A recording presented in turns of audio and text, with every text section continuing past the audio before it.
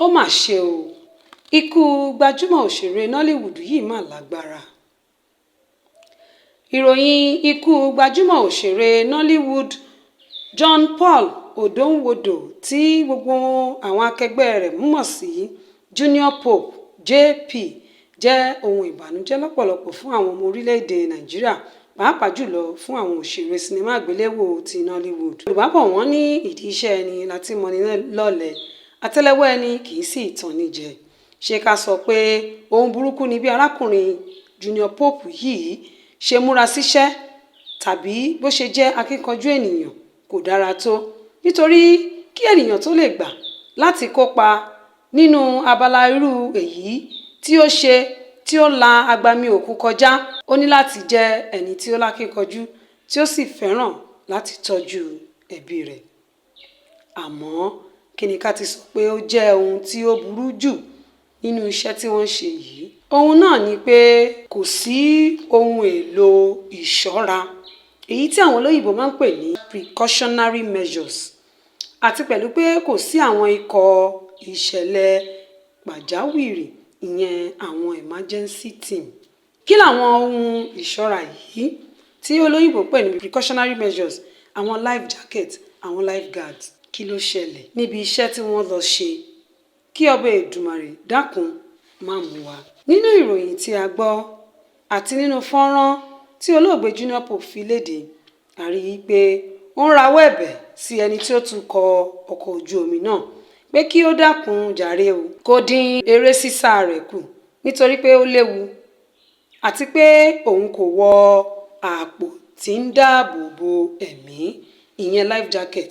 Ó tún sọ síwájú sí i pé òun nìkan ni àwọn òbí òun bí o, òun sì ní ọmọ 3 àti ìyàwó, tí ó sì jẹ́ pé òun lòun ó tọ́jú wọn, torí bẹ́ẹ̀ kí ó dákun dábọ̀ dín eré sísá rẹ̀ kù.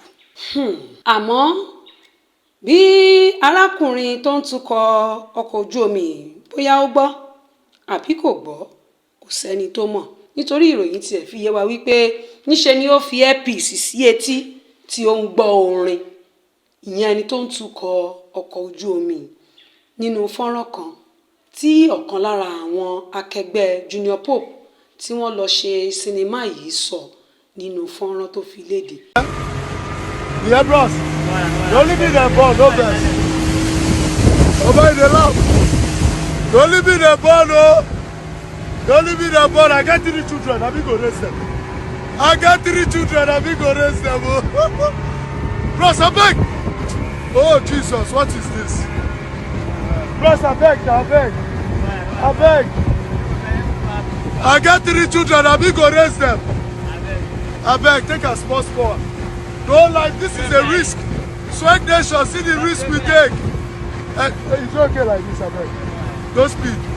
See the risk we take, people, to entertain you. Live on direct on River Niger. Whoa. Oh, whoa. This water they hit under. You don't go boss, Abi. Swag Nation, Talai. Oh, my test I don't come out, though. I'm not joking. The risk we take to entertain you. I am begging the captain that I'm the only child and I have 3 boys. I will raise them. Yes, so Captain, God bless you. He don't come down with the speed. Yeah, no. This guy. Swag Nation. Yes, so. Ẹ jẹ́ ká tẹ̀síwájú. Ǹjẹ́ ó tilẹ̀ tọ̀nà kí ènìyàn rí irun rìn báyìí láì ní àwọn àpò ìdáàbòbò ẹ̀mí tàbí láì ní àwọn ikọ̀ pàjáwìrì tó mọ̀ nípa ìṣègùn? Lẹ́yìn tí orí kó wọn yọ tí wọ́n lọ sí ibi tí wọ́n ti lọ ṣe sinimá tí wọ́n lọ ṣe, nígbà tí wọ́n ń darí padà bọ̀ wá sí ilé ni ìṣẹ̀lẹ̀ ńlá bí yìí ṣẹlẹ̀, gẹ́gẹ́ bí ìròyìn fi yé wa. Ọ̀kan lára àwọn òṣèré Nollywood tí ó pẹ̀lú nínú ọkọ̀ ojú omi náà tó sì tún jẹ́ adẹ́rìn-pòṣónú kan, ẹni tí orí kó yọ nínú ewu tí wọ́n ń pè ní TC, ó ṣàlàyé bí ọ̀rọ̀ ṣe jẹ́ láti ìbẹ̀rẹ̀. Ó sọ bí ó ṣe fi ọtí ẹlẹ́rìn dídùn Fanta fi pẹ̀tù sí àwọn iyemọja nínú nígbà tí wọ́n ń lọ lórí omi. Ó sọ bí Junior Paul ṣe sọ̀rọ̀ pé àmì ara ń sọ òun fẹ́ máa lọ.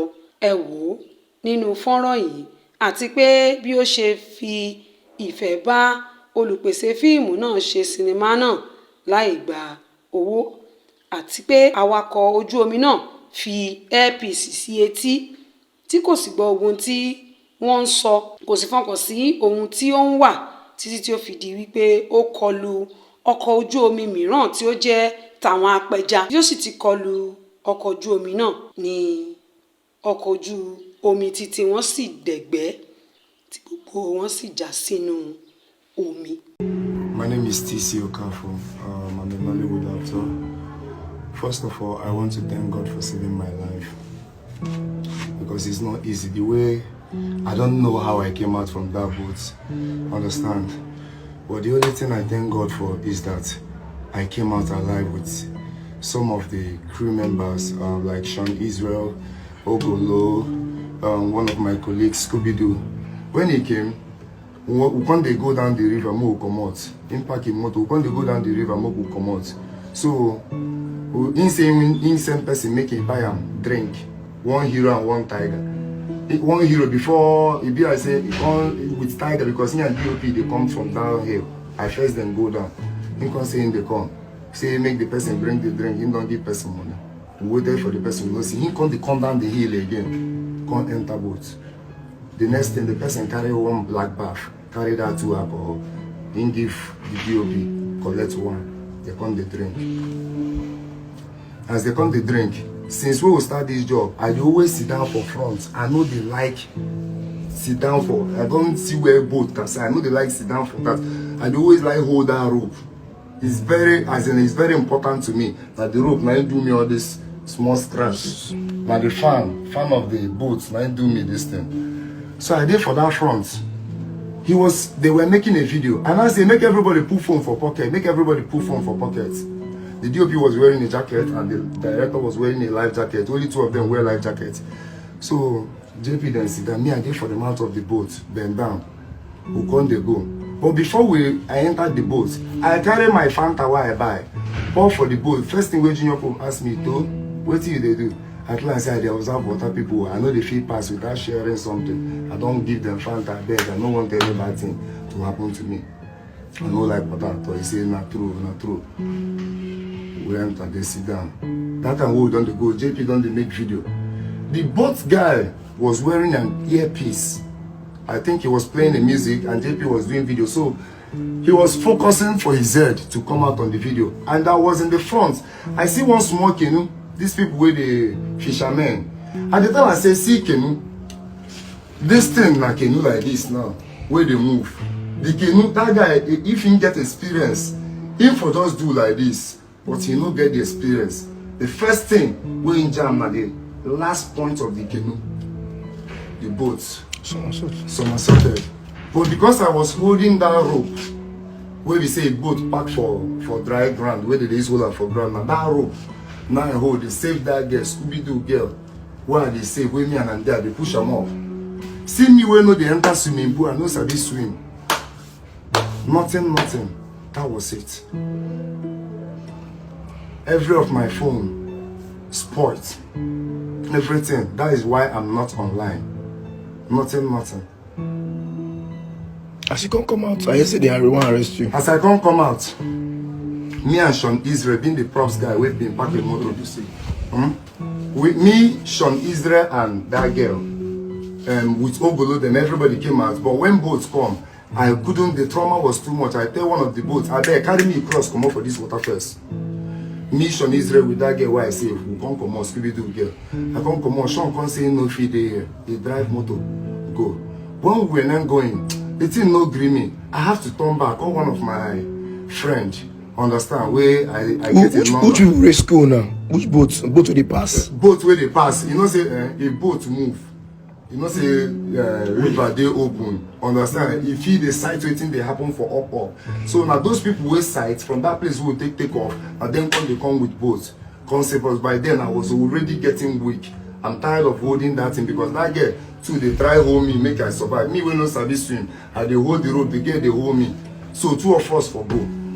I came out, I went to take tetanus injection in my hand because that water was very bad and treat the mouth of this thing. And ever young, now tracked me. Now say make we go back to the river. When I got there, I saw a lot of people. I saw my colleague, Kevin Nuvo. I saw a lot of people. I saw Adam Maluk. By that time, Adam Maluk don't reach. The next thing, as we don't there finish, I tell them, see what thing happen, see what thing happen. As I won't go up, one boy rush call me, say, police people, they call me. I say, that's after the accident. After the accident don't happen, they say police. And they never see Junior Popo. They never. Now me even first go police station, go report for police station, see what happen for Marine police station. When me and Shani came out, now we rush go report for there because now they will pack motor. They come they say why think people they always do this thing. Say they don't tell us anytime we will come, make we come rent jackets for their station before we they enter that water because they be Marine police. Say but because of our stinginess, say we know they even come carry them with some divers. Now because of our stinginess, if we come, we go think say we go feel make them alone, we will go. So there, now me and Sean come drive. Where I call my guy. But Sean was having a second phone where he no carry inside the motor. So he can't call my guy. He can't come instantly. As my guy came, I called him, I beg carry me go back. I won't go down Marine. I know if you say my heart no fit rest if I no go there. Say this person is my colleague. As I dey come there, talk wetin happen finish, make I go. The boy tell me say police people they come here. I say make any police people won't see me. Say my head now, they shake. Make they can't see me here while I sit down. The next thing the policeman came say that they have to take me to Onitsha. To Marine, Genewa extension to Onitsha with boat. I say with boat where God just rescue my life. I come out. He wants to carry me with boat to go there. They say no, they have a life jacket for me. I say it be like say something they worry. Who tell them they arrest you? Now that man look. Tell them say na me cause because as I come out, the boat guy don't dey lie. Say I stand up for the boat. That is why he no see road. Are you a madman? As I sleep like this, I stand for mouth of boat. Now you no see road. Are you okay? You will be a pilot. Where the pilot boats. It's crazy. So after the accident, they never even see Junior Pope. Adam must say they arrest you. They never even see Junior Pope that time. Oh. They never even see Junior Pope. Now verse my guys when they talk. After I leave this, the policeman will come to shout for him. That was how I left the place. Before my chairman man came to carry me to the hospital to say we'll go do scan for night yesterday. That was it. So I'm totally disappointed, and as this point now, I want to officially say this. I am no longer an actor. I've survived so many times. I know how many times because of this stupid business. How much now they pay me? How much did they pay me? I know how many times where I don't survive. I know how many times where they don't give me poison. Where nobody hear. I know how many times where I don't get car accidents because of Nollywood. When I know if you kill me, my head too strong. When I know if you kill me. I don't want to be an actor. Let me focus on my comedy. If you love me, you want to support everything what I do, come to my Facebook page and see me. I don't care. Make everybody hold their script. Make a day. No only me, my mama get. I no get brother. I no get sister. Gẹ́gẹ́ bí ìròyìn náà fi yé wa, wọ́n ní ọkọ̀ ojú omi náà ń kọjá ní odò Niger láti lọ ṣe sinimá ní agbègbè kan lẹ́yìn odi ìlú. Nígbà tí wọ́n padà bọ̀ ní ìjàmbá ọkọ̀ ojú omi náà ṣẹlẹ̀, èyí tí ó mú ẹ̀mí òṣèré Junior Pope lọ. Lẹ́yìn tí wọ́n gbé e jáde nínú omi, àwọn ẹlẹ́rìí kan sọ pé wọ́n tẹ́ ẹ sí etí odò náà fún bíi 30 ìṣẹ́jú tí gbogbo wọn ń pariwo tí wọ́n ń ké. Wọn ò tilẹ̀ mọ èyí tí ó kàn tàbí ọ̀nà tí wọn yóò gbé gbà. Ẹ wò ó nínú fọ́nrán yìí.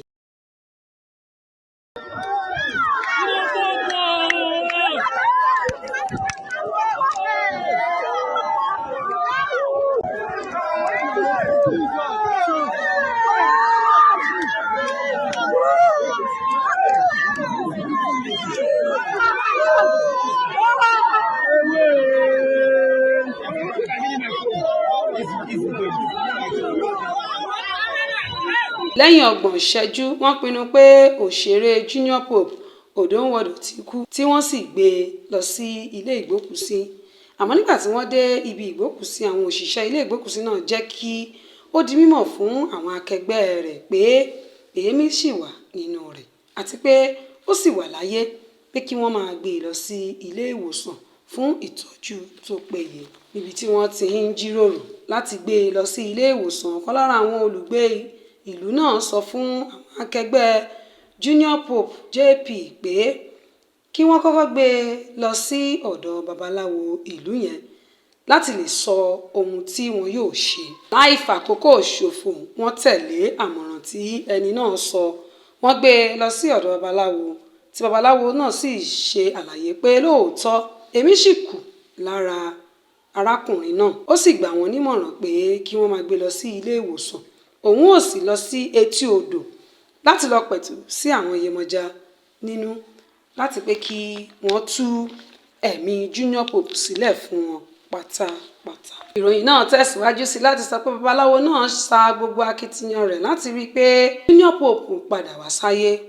Àmọ́ rírò ní tènìyàn, ṣíṣe ní tọlọ́run ọba. Ẹlẹ́mìí ti mú ẹ̀mí rẹ̀ lọ. Àwọn akẹgbẹ́ rẹ̀ tó kù náà sì sa gbogbo ipá wọn láti rí i pé wọ́n gbé dé ilé ìwòsàn láti gba atẹ́gùn ìṣègùn, ìyẹn oxygen, ṣùgbọ́n ẹ̀pà ò gbóró mọ́ nítorí wípé ó dàbí ẹni pé wọ́n pẹ́ dé ilé ìwòsàn náà. Ẹ wò bí wọ́n ṣe ṣàlàyé.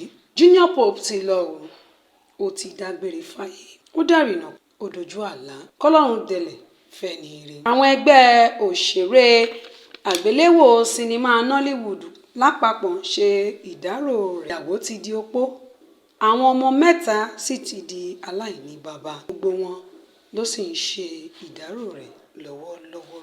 John Paul Odonwodo, tí gbogbo ayé ń pè ní Junior Pope, jẹ́ ọmọ bíbí Bamenda, Cameroon.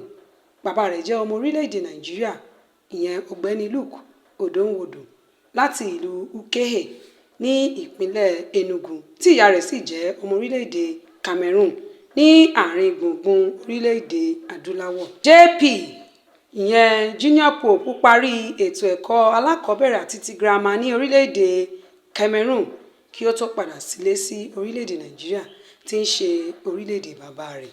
A bí Junior Pope ní ọjọ́ keje oṣù karùn-ún ọdún 1984 tí ó já sí pé ọmọ ọdún mọ́kàndínlógójì ló jẹ́ tí ó fi jáde láyé. Ó ṣe ìgbéyàwó ní ọdún 2014 pẹ̀lú aya rẹ̀ tí orúkọ rẹ̀ jẹ́ Jennifer Awele. Nígbà tí ó padà sí orílẹ̀-èdè Nàìjíríà ni ó pinnu láti darapọ̀ mọ́ àwọn amúlùúdùn tí ó sì ṣe àṣeyọrí títí di wákàtí tí ó fi jáde láyé. Nígbà tí àwọn ọmọ orílẹ̀-èdè Nàìjíríà lápapọ̀ àti gbogbo àwọn akẹgbẹ́ rẹ̀ tí wọ́n jọ ń ṣe eré sinimá àgbéléwò ti Nollywood ń ṣèdárò tí wọ́n ń sọ̀rọ̀, ní fọ́nrán kan jáde níbi tí wọ́n ti sọ wípé àsọtẹ́lẹ̀ kan ti jáde rí lórí ìjàmbá tó ṣẹlẹ̀ àti ikú Junior Pope. Ẹ wò bí wọ́n ṣe ṣàlàyé ẹ̀ nínú fọ́nrán kan tó jáde lórí ẹ̀rọ ayélujára. Junior Pope to be one guy. Junior Pope to be one guy for the Nigerian movie industry where they do very well. But I want to send a message say for cross-check a papa inside. Because the darkness on Junior Pope not take time out. Plus in family or one day bad news go fall for Nigeria, them go regret. Because the gods from the father's side, they make hot for him back. The gods from the father's side, they are throwing accident his way in the spiritual world. Ọ̀kan lára àwọn òṣèré sinimá àgbéléwò Nollywood tí ó ń jẹ́ Vonne Jegede fi àtẹ̀jíṣẹ́ kan léde lórí ẹ̀rọ ayélujára. Ó ní, mo ti rò pé a ó jọ ṣe ìdúpẹ́. Mò ń retí pé a ó jọ fọ́n tátá síta bí omi yalé sí ìgboro ìlú Asaba láti dúpẹ́ lọ́wọ́ Ọlọ́run fún àǹfààní ẹlẹ́ẹ̀kejì tí ó fi fún ọ Junior Pope. Àmọ́ ṣá o, gbogbo ẹ̀yẹ Ọlọ́run a ò tó Ọlọ́run bí léèrè ẹjọ́.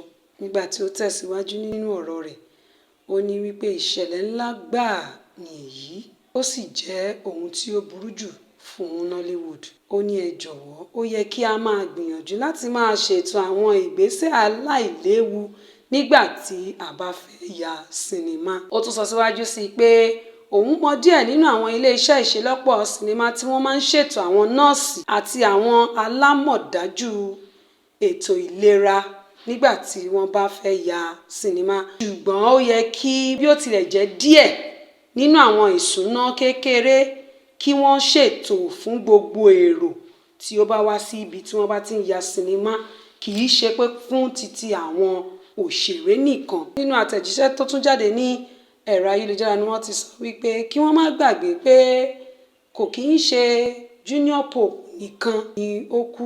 Nínú àtẹ̀jíṣẹ́ tó tún jáde ní orí ẹ̀rọ ayélujára ni wọ́n ti sọ wípé bí wọ́n ṣe ń fi àdúrà ran ẹbí àti àwọn ọmọ Junior Pope lọ́wọ́, kí wọ́n má gbàgbé wípé kì í ṣe Junior Pope nìkan ló kú. Àwọn kan sì wà nínú omi tí wọn kò tíì rí òkú wọn gbé jáde. Nígbà tí a ó bá tún máa fi mú ìròyìn tó kù wá fún yín lórí ikú Junior Pope, orúkọ tèmi ni Agnes Olúwatósìn tó ń jábọ̀ ìròyìn láti ìkànnì Jígí Alára.